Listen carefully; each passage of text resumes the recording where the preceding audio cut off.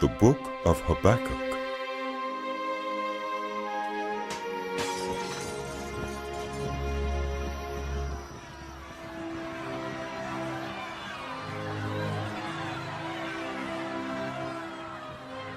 The prophecy that Habakkuk the prophet received. How long, Lord, must I call for help, but you do not listen? I cry out to you violence, but you do not save. Why do you make me look at injustice? Why do you tolerate wrongdoing? Destruction and violence are before me. There is strife, and conflict abounds. Therefore the law is paralyzed, and justice never prevails. The wicked hem in the righteous, so that justice is perverted. Look at the nations and watch, and be utterly amazed. For I am going to do something in your days that you would not believe, even if you were told.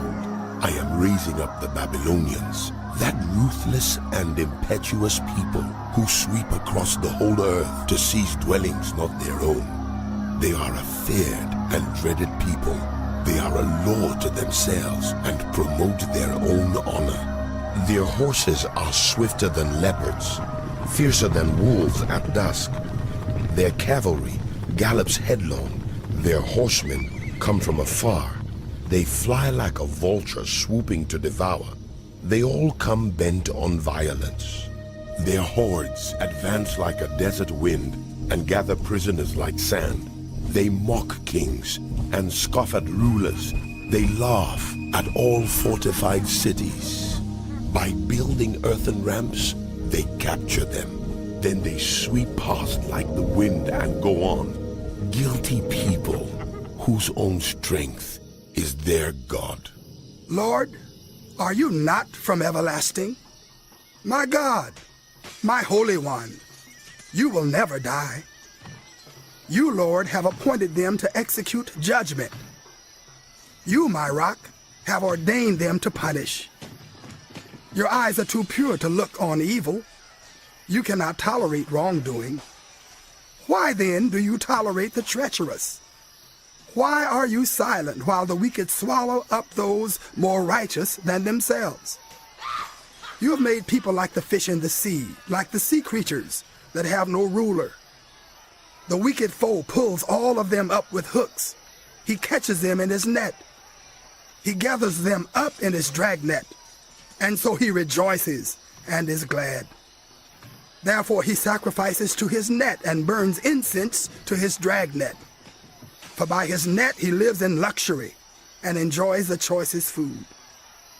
Is he to keep on emptying his net, destroying nations without mercy? I will stand at my watch and station myself on the ramparts. I will look to see what he will say to me and what answer I am to give to this complaint. Then the Lord replied, Write down the revelation and make it plain on tablets, so that a herald may run with it. For the revelation awaits an appointed time. It speaks of the end and will not prove false. Though it linger, wait for it. It will certainly come and will not delay. See, he is puffed up. His desires are not upright, but the righteous will live by their faithfulness. Indeed, wine betrays him. He is arrogant and never at rest, because he is as greedy as the grave, and like death is never satisfied. He gathers to himself all the nations and takes captive all the peoples. Will not all of them taunt him with ridicule and scorn, saying, Woe to him who piles up stolen goods and makes himself wealthy by extortion. How long must this go on? Will not your creditors suddenly arise? Will they not wake up and make you tremble? Then you will become their prey. Because you have plundered many nations, the peoples who are left will plunder you. For you have shed human blood, you have destroyed lands and cities and everyone in them. Woe to him who builds his house by unjust gain, setting his nest on high to escape the clutches of ruin. You have plotted the ruin of many peoples, shaming your own house and forfeiting your life. The stones of the wall will cry out, and the beams of the woodwork will echo it. Woe to him who builds a city with bloodshed and establishes a town by injustice. Has not the Lord Almighty determined that the people's labor is only fuel for the fire, that the nations exhaust themselves for nothing? For the earth will be filled with the knowledge of the glory of the Lord as the waters cover the sea.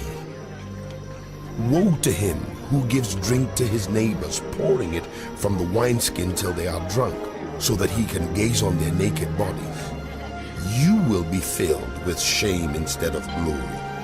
Now it is your turn. Drink and let your nakedness be exposed. The cup from the Lord's right hand is coming around to you, and disgrace will cover your glory. The violence you have done to Lebanon will overwhelm you, and your destruction of animals will terrify you. For you have shed human blood, you have destroyed lands and cities and everyone in them. Of what value is an idol that someone has carved, or an image that teaches lies? For those who make them trust in their own creations, they make idols that cannot speak. Woe to him who says to wood, "Come to life," or to lifeless stone, Wake up! "Can it give guidance?" It is covered with gold and silver. There is no breath in it. The Lord is in his holy temple. Let all the earth be silent before him. A prayer of Habakkuk the prophet on Shigionoth.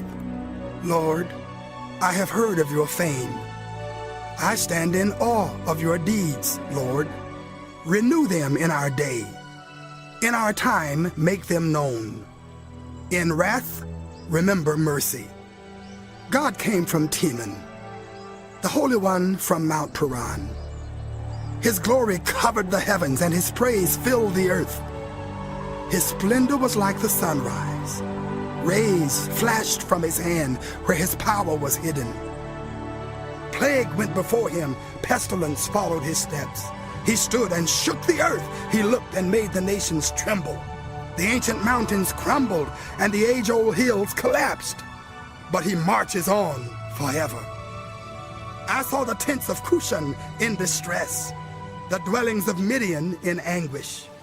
Were you angry with the rivers, Lord? Was your wrath against the streams? Did you rage against the sea when you rode your horses and your chariots to victory? You uncovered your bow. You called for many arrows. You split the earth with rivers. The mountains saw you and writhed. Torrents of water swept by. The deep roared and lifted its waves on high. Sun and moon stood still in the heavens at the glint of your flying arrows, at the lightning of your flashing spear.